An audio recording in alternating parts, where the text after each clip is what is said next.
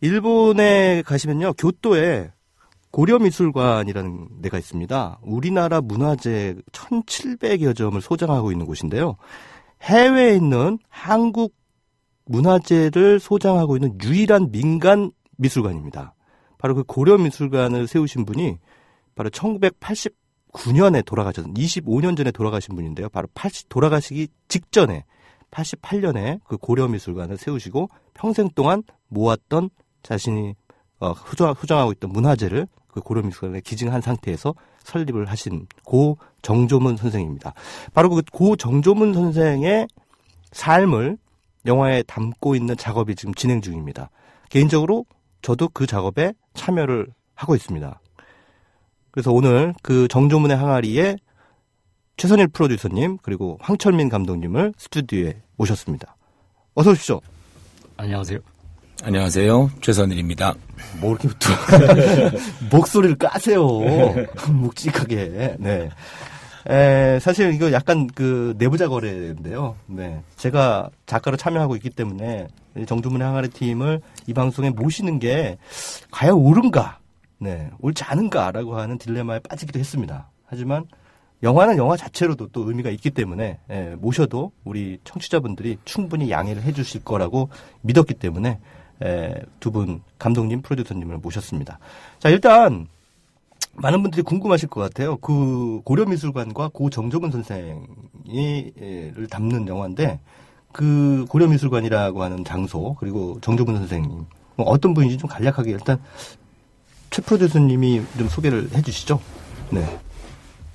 고려미술관은 그 일본의 천년의 도시인 교토에 네네. 지금 위치한 한국박물관입니다. 그것을 이제 만든 사람은 이제 제일교포셨던 정조문 선생이고, 그리고 그분들이 또 유족들이 25년 동안 이 박물관을 운영하고 있습니다. 그래서 일본 속에 있는 한국 문화의 작은 센터라고 생각하시면 되고, 그리고 그것을 통해서 지금 한국과 일본의 어떠한 사람들이 만날 수 있는 네. 오픈된 공간이라고 생각을 합니다.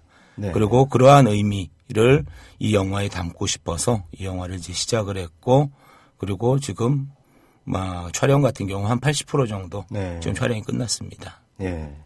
그 80%의 촬영에 제가 다 참여를 했습니다. 감독님도 한 말씀 하셔야죠. 일단 정조문의 항아리라고 하는 작품의 어떤 연출 의도랄까요? 이런 방식으로 나는 이 영화를 지금 기획하고 있다, 구성하고 있다라는 말씀 좀 해주신다면요. 근데 보통 제가 이제 영화를 만들면은 네. 다 영화를 만들어서 뭐 영화제에 갔다 오고, 네. 그리고 이제 개봉을 한다든가 개봉을 앞두고서는 이제 보통 이렇게 뭐 매체가 허락이 된다면은 나와서 네. 이렇게 얘기하고 그러는 것이 이제 일반적이었었는데 네네. 이번엔 진짜 듣고 보니까는 굉장히 새로운 경험을 또 하고 있네요. 영화를 네. 찍고 있는 와중에 방송에 나온 거 처음이시죠? 그래서 이런 특혜를 또 제가 이렇게 누리게 돼 갖고서는 네. 너무 고맙고요. 네. 지금 이제 우리 최선일 PD님께서 예, 말씀하셨지만은 네. 사실 저도 이 영화에 굉장히 어떻게 하다 보니까는 참여를 네. 하게 됐습니다. 우리 아마 최 작가님도 비슷한 케이스가 될 것 같은데 어느 감독님이 최 작가라고 호명하신 분은 바로 저를 말하는 거예요. 네. 갑자기 그냥 네. 어느 날 다큐멘터리 프로젝트가 있는데 혹시 참여할 의사가 있느냐 그래서 뭔지 모르고 가서 이제 이야기를 듣다 보니까는 이건 꼭 내가 만들어야 될 영화다 하는 생각을 해서 그날 바로 그냥 그 자리에서 결정을 하고 네네. 그리고 벌써 이제 1년 하고 벌써 가만히 있어보자 한 1년이 됐나 이제 1년 네, 딱 1년이 됐네 이렇게 하고서는 그러니까 어떻게 보면은 상당히 많은 투자를 한 건데 그러니까 제가 보통 이제 극영화를 찍을 경우에는 사실 이렇게 시간이 많이 안 걸려요. 저는 빨리 찍는 편이라 보통 빠르면은 이 기획서부터 촬영이 끝나는 데까지 한 달에서 2달 뭐 이렇게 굉장히 빨리 작업을 하는데 거의 1년을 작업을 한 거면은 저한테는 사실 엄청난 투자를 한 거예요. 근데 그때 가갖고서는 술 한 잔 마시면서 그 자리에서 이렇게 결정을 하고서는 네네. 여기까지 오기에는 진짜 지금 제가 생각해봐도 되돌아봐도 좀 아찔한 결정을 했었던 것 같아요. 네. 네. 왜 어떤 부분 때문에 이 영화를 만들겠다고 결심을 하시게 됩니까? 그러니까 아마도 이 영화를 만들게 된 가장 중요한 이유는 제가 네. 과거에 상당히 오랜 기간은 이제 외국에서 살면서 이 외국에서 살면서 조국에 돌아오지 못하고 네.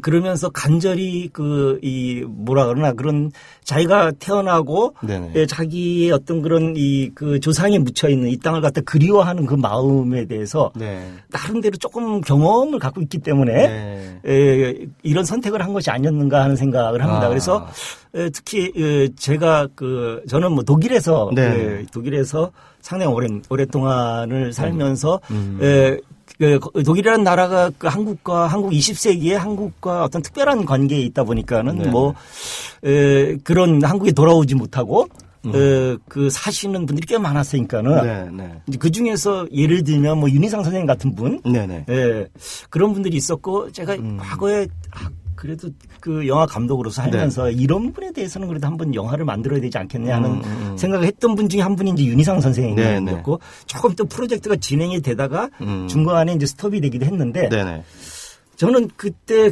정정훈 선생님 이야기를 들으면서 그날 처음으로 그 이름을 들었어요. 들으면서 제 머리에 연상된 얼굴은 사실은 윤희상 선생님이었어요. 너무나 비슷한 삶을 사셨고 결국에는 어쨌든 간에 또 비슷한 결정을 하셨고 두 분의 삶이 어쨌든 간에 그렇게 치열하게 살았던 모습 이런 것들이 이거는 꼭 우리가 영화를 만들어서 지금 우리 어영부영 살고 있는 우리가 좀 진짜 우리 삶의 롤 모델로 삼아야 되는 그런 소재가 아닌가 그런 인물이 아닌가 하는 생각을 했습니다. 그래서 시작을 하게 된 거죠. 네. 그래서 이 영화 정조문의 항아리가 지금 다른 영화들하고 비교했을 때 굉장히 독특한 제작 방식으로 좀 만들어지고 있죠. 일단은 100% 후원금에 의해서 지금 제작이 되고 있는 것으로 알고 있다라고 말씀을 드리면은 웃기죠? 네. 저도 이미 그 과정에 이제 참여를 하고 있으니까. 이 영화의 그 제작 방식, 그러니까 제작비 조달 방식에 대해서 최선일 프로듀서님이 좀 설명을 해 주시죠. 예, 제가 이 영화를 이제 만들자고 처음 이제 발언한 사람이고요. 결국에는 뭐 돈이 있는 사람도 아니고 그렇다고 이 영화를 누가 후원할 것 같지도 않고 그러니까 기본적으로 이 영화를 누군가 만들었으면 좋겠다라는 생각을 했었고 그것이 이루어지지 않다 보니까 제가 발의를 하게 된 겁니다. 그리고 결국에는 이 영화가 한국과 일본의 어떤 후원을 받아서 한 500명 정도를 생각했습니다. 그러니까 그것도 좀 우스운 수치인데 우리 감독님한테 어느 정도면 다큐를 찍을 수 있느냐 그렇게 여쭤봤을 때 한 5천 정도면 정말 아껴서 찍어보시겠다. 5천만 원? 예, 5천만 원. 그러다 보니까 뭐 일본 2,500, 한국 2,500. 그러면 5천 되겠구나. 그래서 시작을 했습니다. 그리고 지금 현재는 160명이 지금 후원을 했고요. 그리고 우리가 지금 여태까지 일본을 4차례 촬영을 갔다 왔고 한 3,200만 원이 지금 후원금이 들어왔습니다. 그리고 지금 이제 이후에 뭐 편집이나 그런 것들도 아마 그런 형식으로 만들어지는 첫 번째 시도고 그거는 결국에 여러 사람들이 이 영화를 좋아하고 그리고 정조문이라는 사람을 알 수 있는 기회를 지금 만들고 싶어서 그런 방법을 택했고 아직까지는 성공하고 있습니다. 160여 명의 후원자분들이 다 한국 분들이 아니고 이 가운데 또 일본 분들도 계시고. 예, 일본 분들이 58명 지금 후원을 했습니다.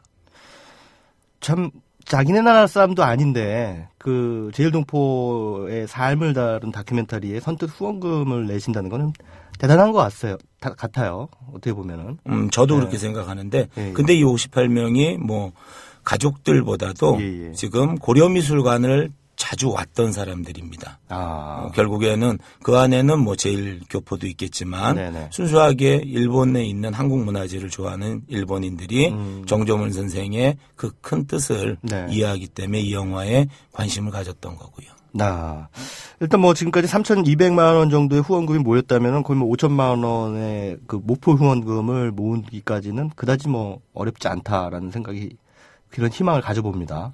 저는 충분히 가능할 거라고 생각하고 있고요. 그리고 또 이런 후원자들뿐만 아니라 여기 이 작업에 참여하시는 분들도 또 많지 않습니까? 이를테면 추진위원으로 참여하시는 분들 가운데 자신들이 가지고 있는 여러 재능들을 이 영화에 또 이렇게 기부하시는 분들도 계시지 않습니까? 그러니까 지금 그 5천만 원에 지금 실상은 이런 영화 찍으려면 한 2억 정도가 든다고 그러더라고요. 이후에 알아봤는데. 근데 그것이 가능한 건 5천만 원에 이러한 포스터 디자인이라든지 아니면 티저 영상 아니면 지금 음원을 사용할 수 있는 권한이나 그런 모든 것들을 지금 다 재능 기부를 해주고 계십니다. 그리고 그분들이 지금 한 25명이 추진위원으로 계시고요. 그 중에는 지금 추진위원장은 뭐 너무나 유명한 우리 고은 시인께서 승낙을 하셨습니다. 그리고 일본 쪽에서도 추진위원들이 지금 10명 정도가 지금 이 영화를 도와주고 계시고요.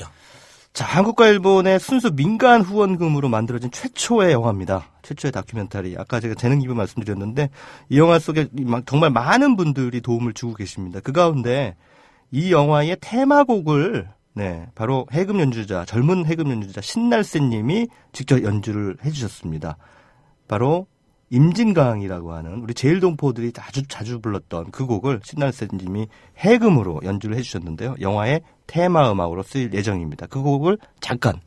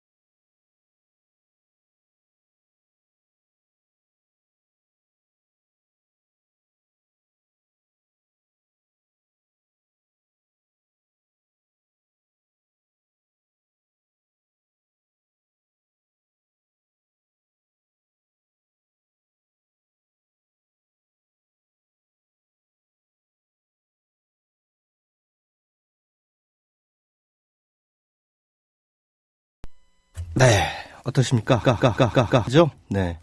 어느 틈님, 최선일 프로듀서님, 황철민 감독님 반갑습니다. 후원만으로 이루어지는 다큐 영화라니 많은 분들의 소중한 마음이 이어져서 만들어지는 영화라는 인상이 들어요. 교포가 아닌 사람도 관심 갖고 있다니 다행이고 이 영화로 더 화합하는 계기가 되길 바랍니다. 해금 연주곡도 영화에 관심 갖게 하네요. 라고 말씀해 주셨습니다. 마녀님, 양희은님 불렀었던 곡인데 그때 참 가사 때문에 뭉클했었는데 해금 연주를 듣는 곡은 더욱더 슬프네요. 울컥 이렇게 말씀해 주셨습니다. 혹시 영화 정조문의 항아리에 대해서 궁금하신 부분이 있으면은 언제든지 게시판을 통해서 질문해 주시면은 네. 답변을 해드리고 하겠습니다. 임진강님, 혹시 영화 제목 정해주셨으면 알려주실 수 있으신가요? 제가 계속 말씀드렸습니다. 정조문의 항아리. 네, 정조문의 항아리라고 하는 영화 제목입니다. 정조문은 바로 고려미술관 설립자분의 성함이시고요. 25년 전에 돌아가셨고, 항아리는 무슨 뜻인가요, 감독님? 항아리, 정조문의 항아리라고 하는 제목을 지은 이유는 뭔지 좀 설명해 주시죠. 네, 그 항아리가 네. 그러니까 우리가 그걸 어떻게 이 정조문 선생님이 네. 맨 처음에 네네. 이런 미술관을 만드는 긴 여정을 시작하게 된 계기가 네. 그게 우연히 이 골동품 상의 쇼 윈도우에 있는 달 항아리를 네네. 보면서 이제 시작이 된 거거든요. 그래서 그게 1955년이죠? 그렇죠. 그래서 네. 그걸 보통 달 항아리라고 얘기하는데 네네. 백자죠. 2조 백자. 네, 2조 백자. 그래서 그 항아리, 달 항아리에서 이제 항아리를 따와서 정조문의 항아리. 그래서 어쨌든 이 항아리로 시작이 된 긴 네. 여정. 그리고 이 항아리가 담고 있는 그런 선생님이 인생을 통해서 깨우친 어떤 깨달음. 네네. 예, 이거를 저는 이제 항아리로, 네. 예, 이 항아리로 이렇게 이 개념화 시키고 네, 싶어요. 그래서, 네, 네. 예, 그래서 이 제목을 갖다가 정조문의 항아리. 그래서 딱 우리가 누구죠? 워싱턴의 벚나무 뭐 이렇게 했었을 때 네네. 머릿속에 어떤 그런 떠오르는 개념이 있듯이 그죠? 네네. 예, 정조문의 항아리 했었을 때 그런 개념이 떠오를 수 있게끔 제목을 한번 생각해 봤습니다. 정조문 선생님의 삶에 어떤 가치 부여랄까요? 의미 부여랄까요? 그것을 정조문 선생이 1700여 점의 문화재를 모아 오시면서 또 했던 어떤 활동이라든가 또 일본 속의 조선 문화라는 것을 또 발간하셨던 활동이라든가 여러 가지 활동상이 다큐멘터리에 담기게 될 텐데 감독님이 생각하시기에 그 정조문 선생의 삶을 재구성함으로써 영화를 통해서 이 시대를 살아가는 이들에게 무엇을 전달하고 싶으신지 좀 말씀해 주신다면요. 그러니까 저는 이제 정조문 선생님에 대해서 네. 아까도 말씀드렸지만은 예. 그냥 우연히 시작이 됐지만 1년 동안 사실 예. 상당히 많은 고민을 했어요. 예. 그래서 예. 그러다 보니까는 이런저런 정조문 선생님에 대한 이제 가설을 많이 만들게 됐는데 어떤 가설인지 좀 소개해 주시죠. 이 정조문 선생님은 저한테 있어서는 예. 20세기, 지난 20세기를 진짜 치열하게 살아서 만들어진 어떤 그런 결정체. 네네. 한국인의 어떤 결정체가 저는 정조문 선생이 아닌가 하는 생각이 들어요. 그러니까 제가 사실은 제일동포 20세기를 살았던 제일동포를 생각하면 굉장히 그림이 사실은 우울해요. 제가 직접 만난 분들은 많지 않지만은 네네. 그 영화 속에서 봤었던 그 제일동포 그 당시 1세대의 네. 모습은 사실은 굉장히 폭력적이고 네네. 어떻게 보면 참 굉장히 슬픈 군상이었었거든요. 네네. 예, 근데 그런 제가 갖고 있었던 그런 선입관을 깨주는 분이 이 정조문 선생님이 아니었는가. 네네. 예, 그래서 이분이 진짜 20세기를 굉장히 치열하게 살면서 네. 자기 자신을 변화시키고 그래서 우리 21세기를 향해서 어떤 삶 속에서 메시지를 만드신 분이 네. 네. 저는 이제 정조문 선생님이 아닌가 하는 거고 그 메시지가 결국에는 미술관으로 표현이 되고 있는 것이 아닌가 하는 생각을 합니다. 그래서 처음 시작하자마자 더 추상화, 더 관념적이 돼버린 것 같은데 답답하죠. 제가 영화를 만들어서 딱 보여주면은 금방 이해를 하실 수 있을 것 같은데 네네. 이게 또 방송이다 보니까 또 그런 한계가 또 있네요. 근데 한편으로는 이제 우리끼리는 사실 황철민 감독님하고 최선일 프로듀서님 그리고 저 세 명은 이 작품에 대해서 너무나 많은 얘기들을 그동안 나눴습니다. 그러다 보니까 지금 황철민 감독님이 말씀하실 때 사실 그동안에 이렇게 했던 얘기들을 다시 반복하지 않고 새로운 말씀을 하시다 보니까 개념화되고 추상화된 그런 말씀들을 많이 하시는데 사실 모르는 분들을 위해서 이 정조문 선생에 대해서 제가 간략하게 소개를 해드리면은 이분이 제일동포 1세로 사시면서 초등학교를 3년밖에 안 다니셨는데요.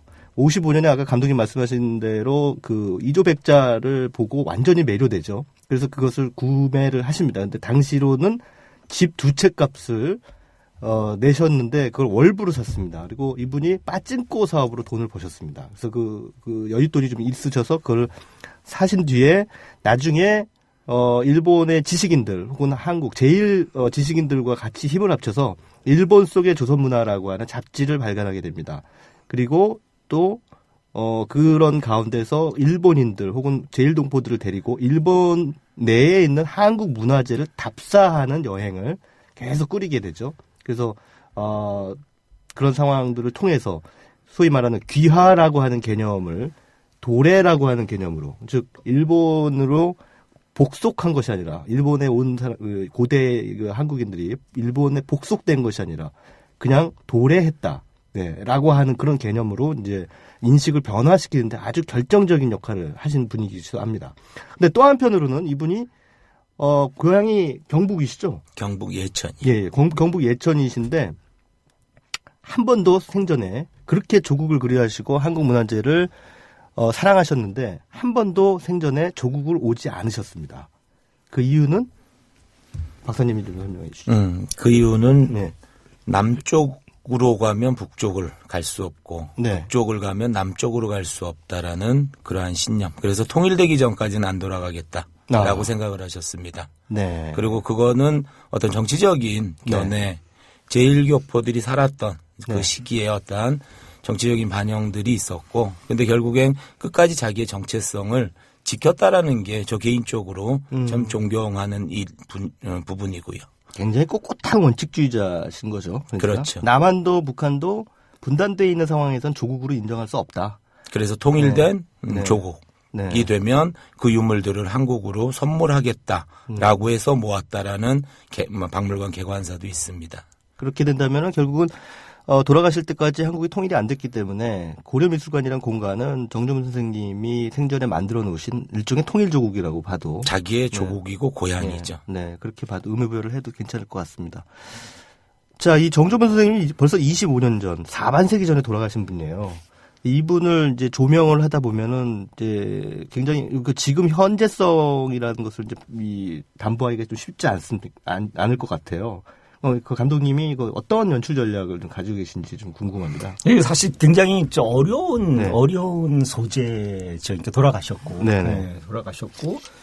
이게 무슨 액션을 다루는 것이 아니라 네. 미술관을 만드셨고 정적이잖아요. 그죠? 액션이 네. 없고. 그냥 어려워서. 그래서 보통 최근에 이제 사람들이 이제 영화를 만들 때 보면은 재밌는 이야기를 찾아서 네. 영화를 시작을 보통 이제 하잖아요. 그죠? 네. 근데 이제 그러다 보니까 진짜 꼭 해야 되는 이야기들이 네. 묻혀버리는 경우들이 있어요. 그러니까 꼭 해야 되는 이야기가 꼭 재밌으라는 법이 없다 보니까는 그러니까는 이제 이런 이야기는 꼭 해야 되는 이야기지만은 어쨌든 간에 주어진 조건으로 봤었을 때는 그 자체가 재밌는 그런 부분은 아니죠. 그러니까 네. 의미는 네. 있죠. 그래서 이 영화를 어떻게 만드느냐에 대해서 사실 고민 굉장히 많이 했으니까는 근데 네.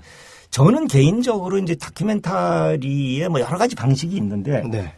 관찰하는 시네마 네. 예를 들면 뭐 다이렉트 시네마라든가 네. 뭐 이런 식에 있어서의 관찰자적 시점으로 영화를 접근하는 방법도 있는데 네. 제가 사실 선호하는 그리고 제가 좋아하는 방식은 시네마 베리테의 방식을 좋아해요. 그래서 영화 자체가 저는 네네. 굿이 돼야 된다. 그래서 제가 이제 운영하고 있는 영화사의 이름도 시네 굿이에요. 그러니까 네, 그래서 이것이 일종의 굿과 같은 형태로 네. 만들어지는 과정에서 돌아가셨지만은 네. 돌아가신 분은 진짜 영화를 우리가 굿을 해서 불러드리고 네? 그리고 온 가족과 이웃들이 같이 총참해서 네?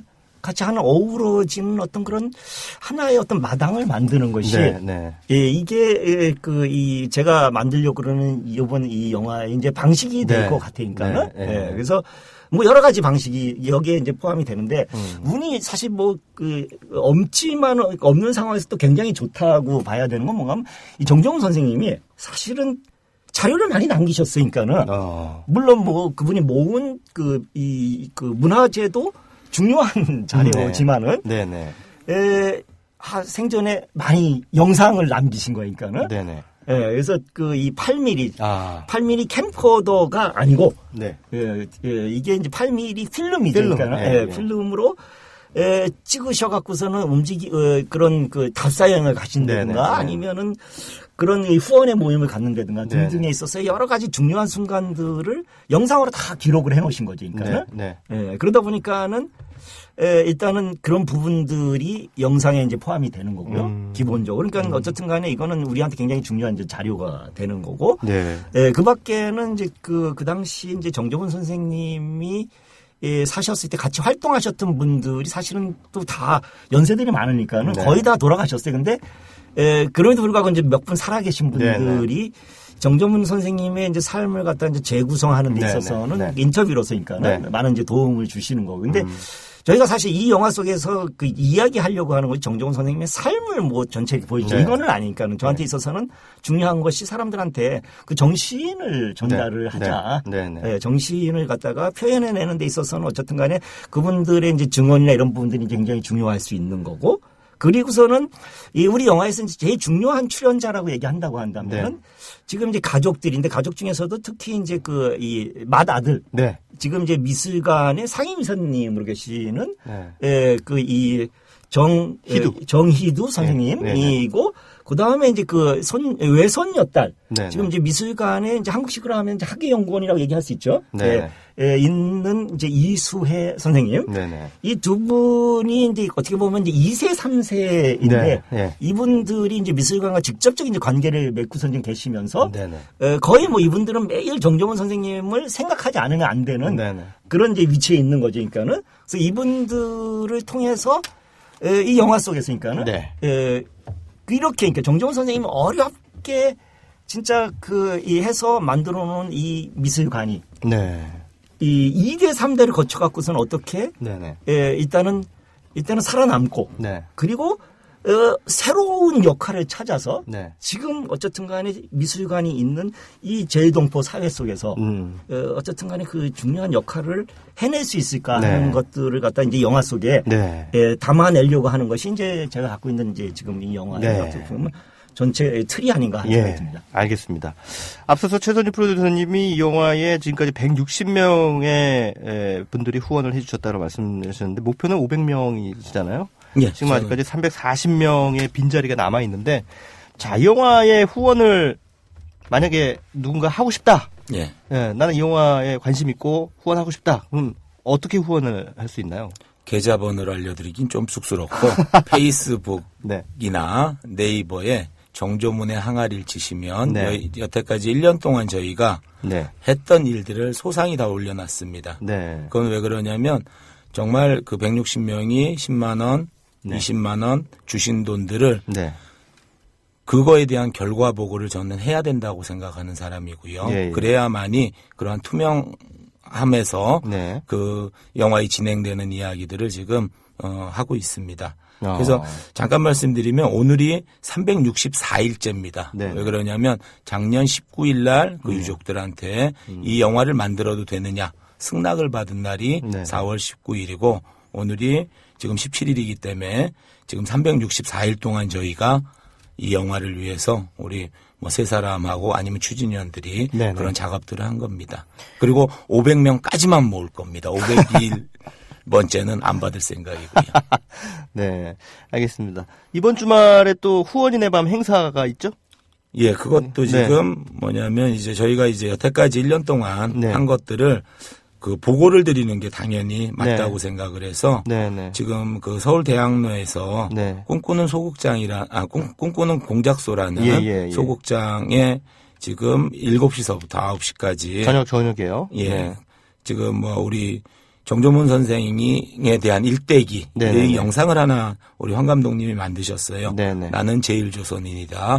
그것뿐만 아니라 여러 가지 뭐 제작진들이 왜 이 영화를 만드는가에 대한 그런 보고회를 할 생각입니다. 해금 연주는 어떻게? 그리고 신날새님이 해금 연주하고 지금 주제곡이라든지 그리고 마침 또 우리 정희두 이사님하고 이수혜 선생이 국내에 와 있기 때문에 아마 국내의 이 후원자들한테 감사의 말을 할 겁니다. 너무 많은 분들이 오셔도 문제겠습니다만 80석입니다. 네, 후원하신 분들이 다 와도 빼곡하게 차겠네요. 근데 만약에 또 후원을 하실 의향이 있으시거나 영화에 관심이 있으신 분들 오셔도 됩니까? 충분히 오셔도 되죠. 그리고 후원 안 하셔도 됩니다. 그냥 오셔도 상관없습니다. 오셔가지고 내용을 봤는데 후원하고 싶다 그러면 받겠습니다. 그러니까 영화에 관심을 가져주시는 게 저는 더 필요하다고 생각을 하고 있고요. 그리고 정조문이나 아니면 고려미술관, 교토 가셔서 교토 타워만 올라가서 교토의 전경을 보는 게 아니라 그 속에 있는 작은 한국을 보고 오셨으면 합니다. 네. 자, 영화를 통해서 관객들에게 나는 이런 얘기를 하고 싶다라고 이제 앞에서 감독님이 많은 말씀 하셨는데 마지막으로 짧게라도 관객 여러분, 영화 시기 청취자 여러분들께 한 말씀 해주시죠. 네, 영화 감독이 할 얘기가 꼭 있겠습니까? 제가 만드는 매번 영화가 진짜 조금 더 봤으면 싶은데 보면은 그렇게 많이들 안 보시더라고요. 근데 이번에는 진짜 꼭 보셔야 될 영화니까. 지금 후원인으로 참여하시지 않는다고 하더라도 어떤 식으로든 간에 개봉이 된다든가 아니면 영화제 상영하실 때는 정조문의 항아리 잊지 마시고 꼭 오십시오.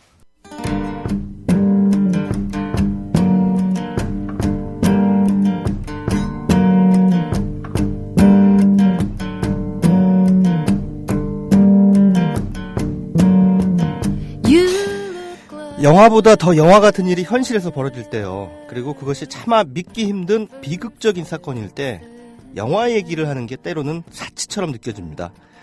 저에게는 바로 오늘 방송이 그랬습니다. 이유는 다들 아실 겁니다. 어쨌든 저와 여러분의 침울한 마음에 작은 위안의 시간도 필요하다 싶었습니다. 그래서 평소보다 좀 더 까불고 힘을 더 냈습니다. 이해해 주실 거라 믿습니다. 실종된 수많은 목숨을 구하는 노력이 최우선입니다. 그리고 그동안 우리 사회에 실종돼 있던 많은 것들에 대해서 반성하고 논의하고 개선하기를 바랍니다. 그게 희생자들에 대해 우리 산자들이 치러야 할 당연한 몫이라고 생각합니다. 살아있다는 게 기쁘기도 하지만요, 슬프고 미안할 때도 있습니다. 요즘 제가 그렇습니다. 최광의 영화 시익기 마칠 시간이 됐습니다. 다음 주까지 즐거워하십시오.